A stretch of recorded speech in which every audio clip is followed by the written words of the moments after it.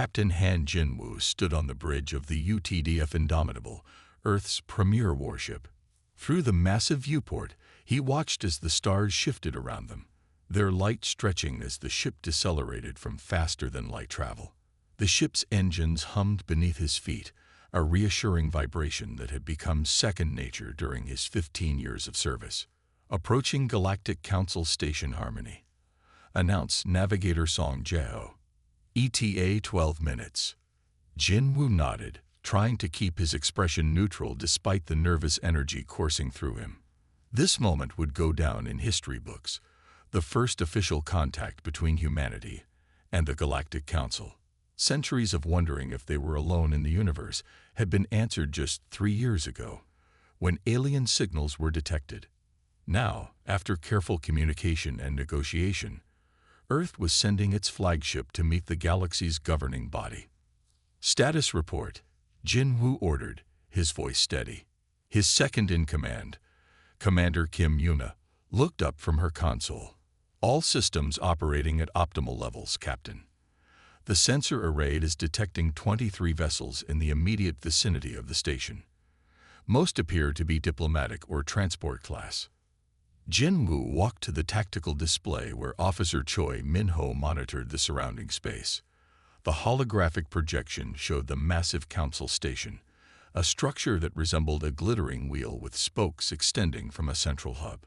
Even at this distance, it dwarfed any space station humans had ever built. "Those must be our escorts," Jinwoo said, pointing to 3 smaller vessels moving toward them. The ships were elegant, with smooth lines and glowing blue engines. They looked delicate compared to the Indomitable's bulky, armored hull. Earth had built its first interstellar vessels with defense in mind, the hard lessons of its own history making caution the priority. Lieutenant Park Daho's voice cut through Jinwoo's thoughts. "Captain, they're hailing us." Jinwoo straightened his uniform and took a deep breath. On screen, the main view screen flickered to life, revealing a being with blue-tinted skin and 4 eyes arranged in a diamond pattern. The alien wore what appeared to be a ceremonial uniform, with symbols Jinwoo didn't recognize. "Greetings, Terran vessel," the alien said, its words translated by the communication system. "I am First Guardian Alora of the Galactic Council Security Force. We will escort you to Docking Bay 7. Please follow our lead precisely." "Understood, First Guardian," Jinwoo replied. "We are honored by your welcome." The alien's upper eyes blinked. "We request you power down your weapon systems for approach. It is standard protocol." Jinwoo glanced at Commander Yuna, who gave a subtle nod. "Of course, we'll begin power-down procedures immediately." As the communication ended, Jinwoo turned to his tactical officer. "Min-ho, bring weapons to standby mode only. Keep point defense systems on passive scan." "Yes, Captain," Min-ho replied, his fingers dancing across the control panel. "But that still leaves us with 30% defensive capability if needed." Jinwoo smiled slightly. "Just a precaution. I don't expect trouble, but this is still first contact." The bridge crew worked efficiently as the Indomitable followed the escort vessels toward the massive station. As they drew closer, Jinwoo could see hundreds of ships docked along the outer ring, vessels of all shapes and sizes, some barely recognizable as spacecraft to human eyes. "It's incredible," whispered engineer Lee Jae-sung from his station. "I count at least 40 different design philosophies just from what I can see." Jinwoo nodded. "We have a lot to learn from them." As they approached the designated docking bay, Jinwoo noticed something odd. Their escort vessels seemed unusually small compared to the Indomitable.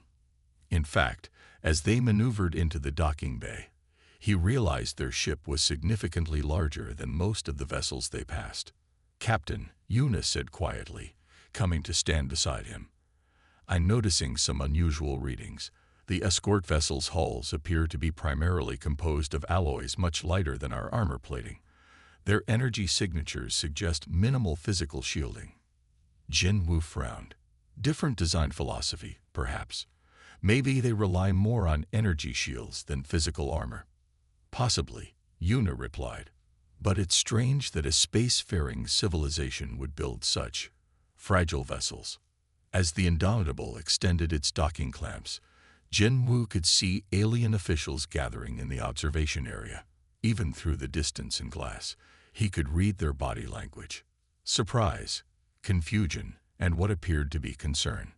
They seemed troubled by our ship, Jinwoo observed. Lieutenant Park spoke up from communications. Captain, I'm picking up some chatter on the open channels. Our translators are still processing, but there seem to be repeated references to our ship design being unusual. Well, we are the newcomers, Jinwoo said. I'd be surprised if we built ships exactly like everyone else without ever having seen theirs. The docking procedure completed with a gentle shudder through the ship. Jinwoo received confirmation that the airlocks were sealed and atmospheric pressure was equalizing. A delegation would soon board to welcome them officially. Prepare the reception area, Jinwoo ordered. Senior officers with me. Let's give them a proper Earth welcome. As they made their way to the reception area, Jinwoo noticed Engineer Lee looking troubled. Something on your mind, Jae-sung. The engineer hesitated. Captain, I've been analyzing the station's construction. It's beautiful and clearly advanced. But what? It's not built to withstand impacts or explosions. There's minimal compartmentalization, few emergency bulkheads. If there was a hull breach, entire sections would be compromised. Jinwoo considered this. Perhaps they've never needed such precautions. Maybe the galaxy is more peaceful than Earth's history would lead us to expect. Maybe, Jae-sung replied, not sounding convinced. They reached the reception area just as the airlock began to cycle. Jinwoo and his officers stood at attention, representing not just their ship, but all of humanity. The inner door slid open, revealing 5 alien representatives. They were diverse in appearance. One resembled the blue-skinned being from the communication. Another was tall and insect-like. A third appeared almost plant-based with leaf-like appendages.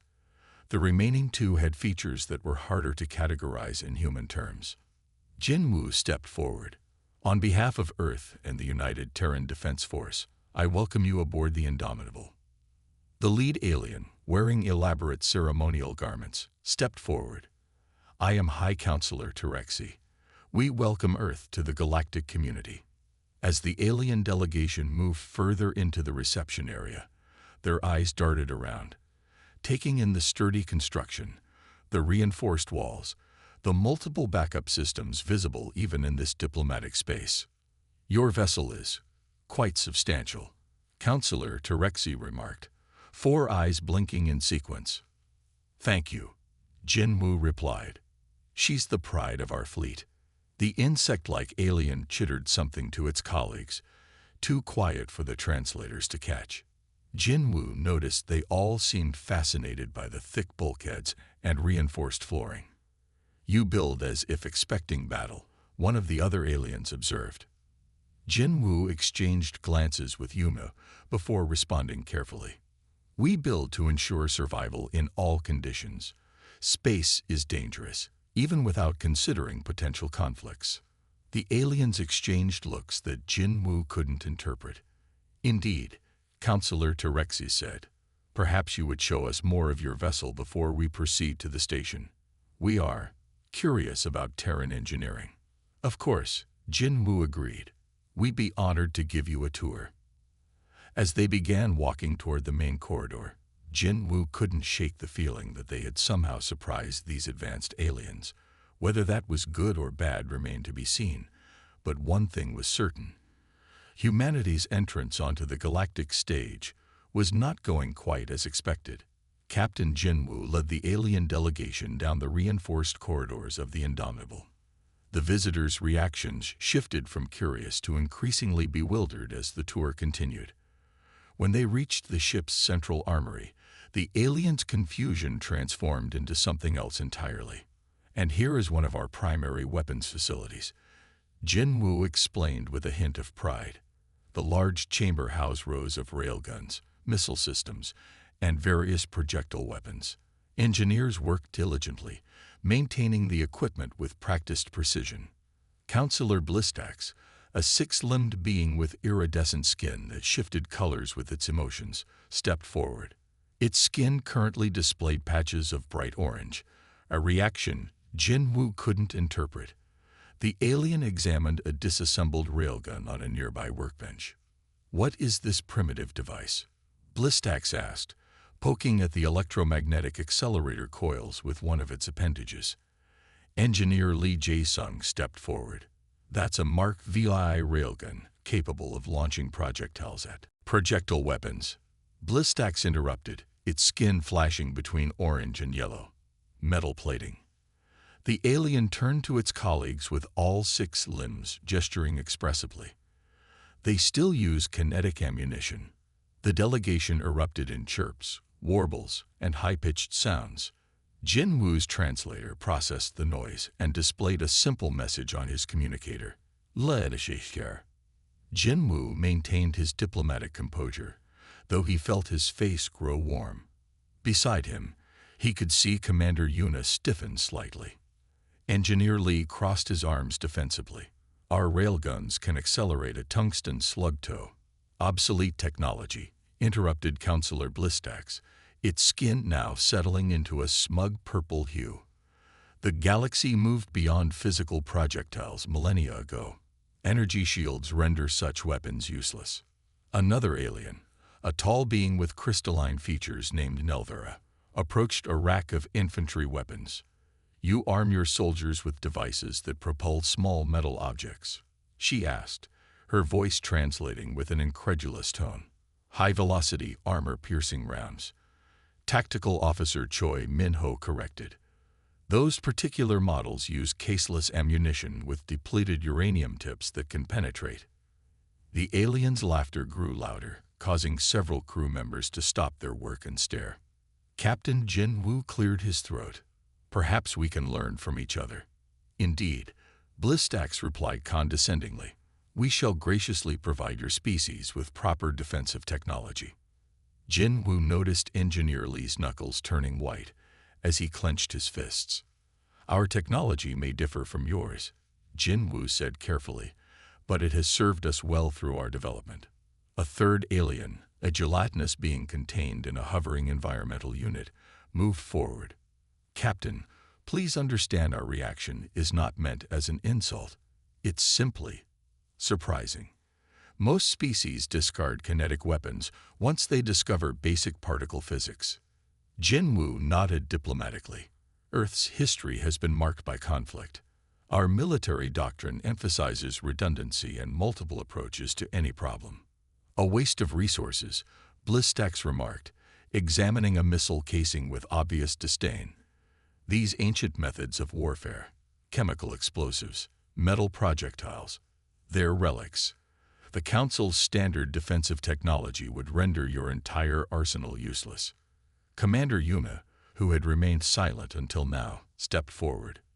"Could you explain how your defensive systems work, Counselor? For our education." The alien's skin shifted to a pleased blue color. "Of course. All advanced species utilize energy field manipulation, what you might call shields. These fields can be calibrated to disrupt any energy weapon and create a barrier that physical objects cannot penetrate." Lieutenant Park raised an eyebrow. "Any physical object?" "Certainly," Blistax replied confidently. "The energy density creates a semi-solid barrier. The faster an object moves toward it, the more solid the barrier becomes. Your crude projectiles would simply bounce off, if they could even reach their target." Engineer Li opened his mouth to argue, but Jinwu subtly raised a hand to silence him. "Fascinating technology," Jinwu said. "We would be grateful to learn more." The tour continued to the ship's bridge, where the aliens' amusement only grew. They stared in disbelief at the thick viewports, reinforced with layers of transparent aluminum and protective shutters. "You use physical barriers for protection?" asked Nelvera, the crystalline alien. "Not energy fields." "We employ both where appropriate," Jinwu explained. "Redundancy ensures survival in case one system fails." "Charming," Blistax commented. Its skin rippled with colors that the translator didn't interpret, but Jin Wu suspected were not complimentary. After the bridge tour, the delegation gathered in the ship's conference room. Jin Wu noticed his officers' increasingly strained expressions as they endured the aliens' barely concealed amusement at human technology. "We appreciate your patience," Jin Wu said as refreshments were served. "Earth is eager to join the galactic community and learn from more experienced species." Blistax's skin settled into a patronizing shade of blue-green. "The Council will classify Earth as a Category 3 developing world. You'll receive appropriate technological assistance and protection." "Protection?" Commander Yuna asked. "From what?" "Various threats," Nelvera explained. "Rogue species, pirates, cosmic phenomena. Your vessels wouldn't survive an encounter with any of them." Jin Wu maintained his diplomatic smile. "We've survived in space for some time without assistance." "In your own system, perhaps," Blistax replied. "The galaxy is far more dangerous. Without proper shields and energy weapons, your ships would be helpless." The gelatinous alien's containment unit hummed as it moved closer. "Captain, your species shows remarkable innovation within its paradigm. However, you've developed along an unusual technological path. Most species discover energy manipulation before achieving interstellar travel." Jin Wu nodded thoughtfully. "Earth's scientists have studied energy fields, but we found traditional methods more reliable for our immediate needs." "A quaint approach," Blistax said, "but ultimately limited. Your ship, impressive as it may be by your standards, would not survive 10 minutes against modern weapons." Engineer Li finally couldn't contain himself. "The Indomitable carries enough firepower to—" "Jae-sung," Jin Wu interrupted gently. "Let's hear more about the Council's technology." The engineer subsided, though Jin Wu could see the frustration in his eyes. "We shall arrange a proper technological exchange," Blistax continued, "starting with basic shield generators to replace your armor plating." The alien couldn't quite keep the amusement from its voice. Jin Wu noticed Tactical Officer Choi whispering something to Commander Yuna, who nodded subtly. "We welcome any knowledge you're willing to share," Jin Wu said. "Earth has always valued learning from others." "A wise attitude for a young species," Blistax replied. "The Council will provide appropriate mentorship." As the meeting concluded, the aliens prepared to escort the human delegation to the Galactic Council station. Jin Wu pulled Commander Yuna aside. "Thoughts?" he asked quietly. "They're underestimating us," she replied, keeping her voice low. "Their confidence in their technology seems absolute." Jin Wu nodded. "Their shields may indeed be superior to our defenses. Or they might have weaknesses they've never needed to address," Yuna suggested. "Either way, I don't appreciate being laughed at." "Nor do I," Jin Wu admitted. "But for now, we play the eager students. We have much to learn from them, including what they might have forgotten." As they rejoined the alien delegation, Jin Wu caught Engineer Li's eye and gave him a reassuring nod. The engineer's frustration was understandable, but Jin Wu suspected that humanity's obsolete approach might have advantages the Council had overlooked. After all, on Earth, overconfidence had preceded the fall of many great powers throughout history. Whether that pattern held true among the stars remained to be seen. The grand reception hall of the Galactic Council Station, Harmony, gleamed with polished surfaces and floating light displays.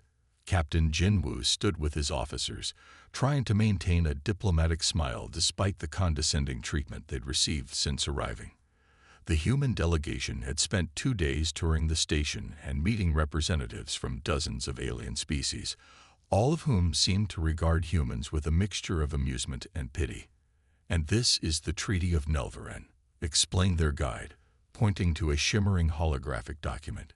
"It established peace between the Zentari Collective and the Phosian Empire after 3 centuries of conflict." Jin Wu nodded appreciatively. "Impressive. Earth has never achieved complete global peace for such a duration." Councillor Blistax, who had appointed himself as the humans' primary liaison, made a sound that the translator interpreted as a snort. Unsurprising, given your species' fascination with Arctic weapons technology. Commander Yuna, standing at Jin Woo's side, kept her expression neutral, though he could sense her growing frustration. Their entire stay had been punctuated by similar comments. "We are a young species," Jin Woo replied diplomatically. "We hope to learn from the Council's example." Engineer Lee Jae-sung and Tactical Officer Choi Min-ho exchanged glances nearby. They had spent much of their time studying Council technology, or at least what they were permitted to see. The Council representatives were eager to showcase their advanced shield systems and energy weapons, but remained vague about the underlying principles. "Captain," Lee whispered when Blistax turned away momentarily, "I've been analyzing their energy consumption. Their shields require enormous power, far more than seems efficient." Jin Woo gave a subtle nod. His engineering officer had been making similar observations throughout their visit. The Council's technology was indeed advanced, but seemed oddly specialized. A tall, avian alien approached their group. "The diplomatic reception will begin shortly in the Grand Chamber. The High Council members are eager to meet Earth's representatives." Jin Woo straightened his uniform. This meeting would be the culmination of their visit, a formal introduction to the highest authorities in galactic governance. Despite the condescension they'd faced, this was still a historic moment for humanity. As they made their way to the Grand Chamber, Jin Woo noticed increased activity among the station's security personnel. Guards with sleek energy weapons moved purposefully through corridors, their expressions tense. "Is something wrong?" Jin Woo asked a passing security officer. "Routine patrol adjustment," the alien replied curtly, continuing on without elaboration. Commander Yuna moved closer to Jin Woo. "Security presence has doubled in the last hour," she murmured. "I noticed.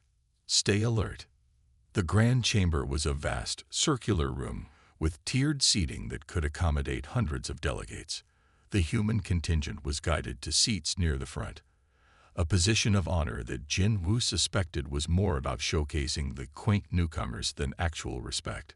Councillor Blistax took a seat beside them. "The High Council will offer Earth provisional membership status," he explained. "You'll be under the Council's protection while your species develops more appropriate technology." Jin Woo was about to respond when a subtle vibration ran through the floor. He frowned, recognizing the feeling instantly from years in space. Something had impacted the station. Moments later, the emergency alarms blared. Red lights pulsed across the chamber as the calm atmosphere erupted into confusion. "What's happening?" Jin Woo demanded, rising to his feet. A council security officer rushed to the central platform. "All delegates remain calm. We are experiencing a security situation. Please stay in place while."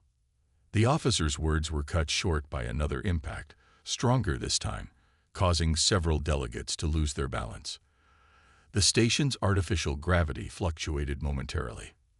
"The Krell Dominion," gasped another council security officer who burst through the main doors. "Their weapons are penetrating our shields." Panic spread through the chamber. Species Jin Woo hadn't even been introduced to begin shouting, their translators struggling to keep up with the cacophony of languages. Jin Woo moved quickly to the nearest viewport, his officers following. Outside, the situation was chaotic. Several Council defense vessels surrounded the station, their shield systems glowing as they absorbed energy attacks. But Jin Woo could see that some kind of specialized projectiles were passing directly through the shields, impacting the hulls beneath. As they watched, one Council ship flickered and went dark as its power systems failed. "The Krell have developed phase-shifted projectiles," a nearby security officer explained, his voice tight with fear. "They're calibrated to pass through our standard shield frequencies." Jin Woo turned to his team. "We need to get back to our ship." Councillor Blistax, who had been communicating urgently with other officials, scoffed. "Your primitive vessel would be destroyed instantly. The Krell Dominion has the most advanced weapons technology in the outer sectors." "Maybe," Commander Yuna replied, "but we won't know until we try." Jinwoo nodded. The Indomitable is a warship. Whatever your opinion of our technology, we're better equipped for combat than a diplomatic station. Another impact rocked the station, this one close enough that Jinwoo could hear the crack of buckling materials. The station's lights flickered. Shield generators 3 and 4 are offline. Someone shouted from a communication terminal. Hull breach in Sector 7. Jinwoo grabbed Blistax's arm. Your shields aren't holding. How many civilians are on this station? The counselor's skin paled to a sickly yellow. Over 12,000 residents and visitors. Then you need every ship capable of fighting or evacuating people, Jinwoo insisted, including ours. Tactical Officer Choi stepped forward. The Krell vessels appear to be using some kind of specialized projectile that your shields can't stop. Our armor plating might actually be more effective against them. Blistax hesitated, his 6 limbs twitching in obvious distress. Another security officer approached urgently. Counselor, the Krell are deploying boarding craft. Our inner defenses were not designed for direct assault. That settled it. Jinwoo turned to his team. We're leaving. Now. I'll come with you, Blistax said suddenly. 2. Coordinate with Council forces. Jinwoo nodded, suspecting the counselor's motivation had more to do with personal safety than coordination, but now wasn't the time to argue. They moved quickly through increasingly chaotic corridors. Emergency bulkheads were closing throughout the station, compartmentalizing the structure, but as Engineer Lee had noted earlier, the station had far fewer such safety measures than a human vessel would have. The Council hasn't faced a direct attack in centuries, Blistax explained as they hurried toward the docking bay. Our defensive focus has been on energy weapons. And the Krell found a way around that, Jinwoo observed. They reached the docking bay to find it in disarray. Several smaller vessels were attempting to launch, creating a dangerous traffic jam in the departure lanes. This is Captain Han Jinwoo of the UTDF Indomitable. Jinwoo broadcast on the emergency channel. We are combat ready and request immediate clearance to assist in defense operations. There was a pause before a harried traffic controller responded. Proceed to emergency launch lane 3.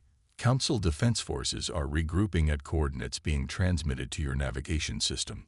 As they raced aboard the Indomitable, Jinwoo could feel the difference in atmosphere. The human vessel's thick bulkheads and reinforced structure felt reassuringly solid compared to the Council station's elegant but vulnerable design. Battle stations, Jinwoo ordered as they reached the bridge. Full power to all systems. Tactical, give me a situation report as soon as we're clear of the dock. As the crew rushed to their positions, Counselor Blistax stared in apparent surprise at the efficient, practiced movements of the human officers. For the first time since they'd met, the alien didn't look amused or condescending. He looked hopeful. The Indomitable's engines roared to life, and Jinwoo settled into the captain's chair, his expression grim but determined. Whatever the Council thought of human technology, they were about to see it in action. The Indomitable roared to life, thrusters burning bright blue as it broke from the docking clamps. The massive human warship pushed away from the Galactic Council station with surprising agility for a vessel of its size. On the bridge, Captain Jinwoo sat calmly in the command chair, his expression focused as chaos unfolded around them. Tactical display, he ordered. The main view screen shifted to show the battle raging around the station. At least 15 Krell attack ships, sleek, predatory vessels with jagged profiles, were firing on the station and its defenders. Council ships flared with energy as their shields attempted to absorb the attacks, but the specialized Krell weapons passed through them with disturbing ease. Analysis, Jinwoo demanded. Tactical Officer Choi Minho worked his console with practiced efficiency. The Krell are using some kind of phase-shifted projectiles. They appear to be solid ammunition with an energy field that allows them to pass through standard shields. So they found a way to use kinetic weapons after all, Commander Yuna observed with a hint of irony. Counselor Blistax hovered near the rear of the bridge, his iridescent skin now a pale, sickly color.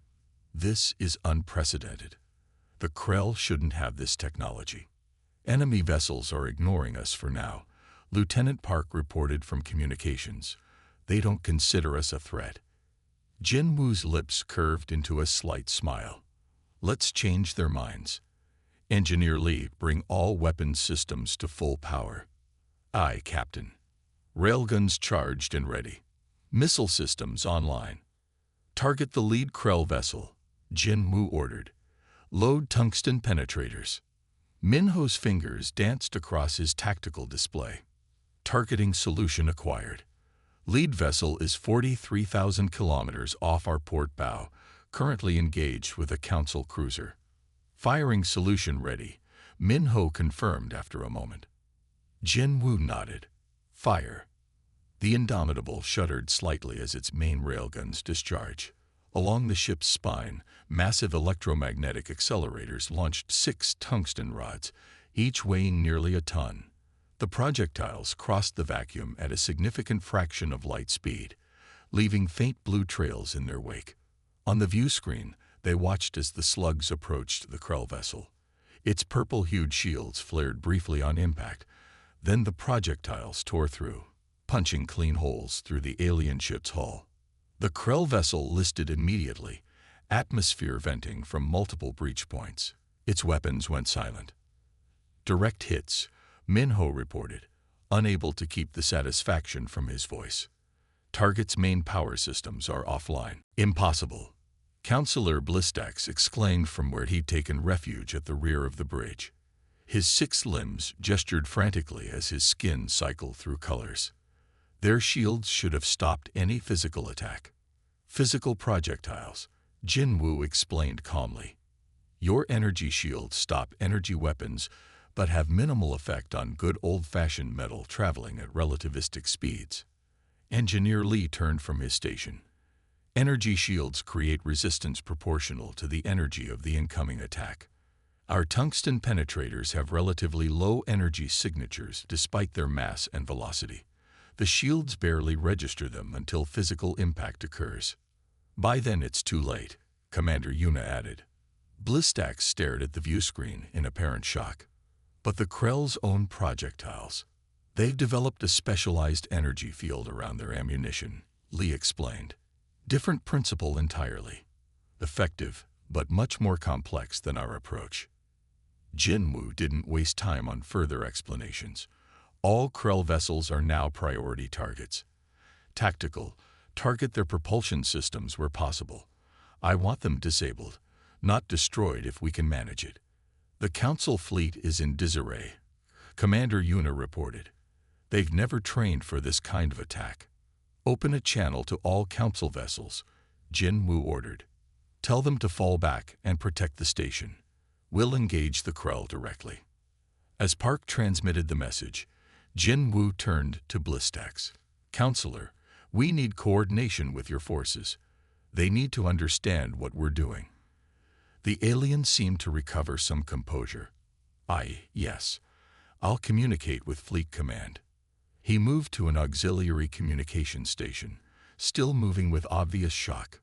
The Indomitable surged forward, engines at full power as it moved to intercept a group of 3 Krell vessels attacking the station's main habitation ring. They're noticing us now, Minho warned. 2 Krell ships breaking off to intercept. They think we'll be easy prey, Jin Woo said. Target both vessels. Full spread of kinetic penetrators. The railguns thundered again, sending another volley of tungsten rods streaking through space. Simultaneously, the Indomitable launched a spread of missiles, conventional explosives wrapped around depleted uranium cores. The Krell vessels attempted evasive maneuvers, but the human weapons were too fast. The railgun slugs tore through their shields and hulls with devastating efficiency, while the missiles detonated against their engines, crippling their propulsion systems. Multiple direct hits, Minho reported. Both targets disabled. Jin Woo nodded in satisfaction. Continue to the station. We need to protect the civilians. As they approached the station, they saw 3 Krell boarding craft attached to the outer hull. Through the viewport, they could see flashes of weapons fire inside the station. "They've breached the residential sectors," Blistax said, his voice tight with alarm. "Our security forces aren't equipped for direct combat. They're ceremonial defenders. We haven't had actual fighting aboard a council facility in generations." Jin Woo exchanged a glance with Commander Yuna. "Prepare a boarding party. Full combat gear. We'll assist the station's defenders." "Captain," Lieutenant Park interrupted, "I'm detecting a new wave of Krell vessels entering the system. At least 12 ships, larger class than the current attackers." On the tactical display, the new vessels appeared as red markers, moving rapidly toward the battle. Jin Woo studied their approach vectors, noting how they spread out to surround the station. "They expected the first wave to soften up the defenses," he observed. "Now they're moving in to finish the job." Counselor Blistax's skin had gone almost transparent with fear. "We cannot withstand such numbers. The Council fleet is already struggling against the first wave." Jin Woo turned to his tactical officer. "Minho, what's our missile inventory?" 24 Harpoon IIs and 12 Nova heavy penetrators, Captain." Jin Woo nodded. "Target the incoming Krell fleet. I want a full spread of Novas on their approach vector." "Captain," Engineer Lee interjected, "the Novas are our planet cracker munitions. They're—" "I know what they are, Engineer," Jin Woo replied calmly. "We need to make an impression." "Targeting solution ready," Minho confirmed after a moment. "Nova missiles armed and locked. Fire." The Indomitable shuddered as 12 massive missiles launched from its base. Each Nova was essentially a small fusion device with a specialized penetrating tip, weapons designed to crack open hardened bunkers or asteroid bases. On the tactical display, they watched the missiles streak toward the approaching Krell fleet. Several of the alien vessels attempted to shoot them down with energy weapons, but the missile's armor absorbed the blasts. When the Novas detonated, the view screen automatically dimmed to protect the crew's vision. 12 miniature suns flared in the void, engulfing the approaching Krell ships in fusion fire. When the light faded, only scattered debris remained where the second Krell wave had been. "All targets neutralized," Minho reported, his voice hushed. "No survivors detected from the second wave." The bridge fell silent. Even Blistax stared in shock at the display. "The remaining Krell vessels from the first wave are breaking off," Park reported after a moment.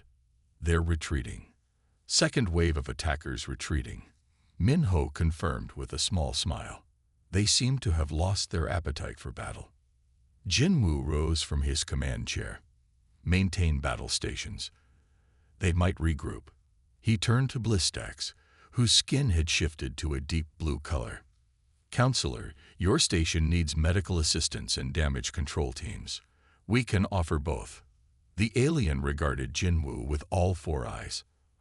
Yes. Thank you, Captain." There was no condescension in his voice now, only stunned respect. As the Indomitable moved to assist damaged Council vessels, Jin Woo allowed himself a moment of quiet satisfaction. Humanity's introduction to the galactic community hadn't gone as planned, but they had certainly made an impression. Not bad for a primitive species. The High Council chambers of Galactic Station Unity were more subdued than when Jin Woo had first entered them 3 weeks earlier. The elegant hall, with its soaring crystal ceiling and hovering light displays, remained impressive, but the atmosphere had changed dramatically. Where there had once been casual superiority and barely concealed amusement toward the human delegation, now there was attentive silence. Captain Jin Woo stood at the central podium, completing his official report on what was now being called the Krell incursion. Representatives from over 200 species watched him with expressions ranging from thoughtful to openly respectful. The Krell vessels retreated after the destruction of their second wave, Jin Woo concluded. Intelligence gathered from captured ships suggests they had expected the station's defenses to be completely neutralized by their phase-shifted projectiles. They did not anticipate resistance from technology they considered outdated. High Counselor Terravan, the station's senior administrator, leaned forward. You destroyed 12 advanced warships with a single volley. Our entire defense fleet couldn't disable more than 3. Jin Woo nodded. The Nova-class penetrators were designed for planetary defense. They combined simple kinetic principles with fusion warheads. Brutal but effective, remarked another counselor from the front row. Humanity's history is marked by constant conflict, Jin Woo explained, his voice calm but firm. We never abandoned older technologies when developing new ones. Redundancy ensures survival. He gestured to a holographic display showing the Indomitable's weapon systems. Our vessels carry energy weapons similar to your own, though less advanced. But we maintain kinetic systems as a backup. When one approach fails, we try another.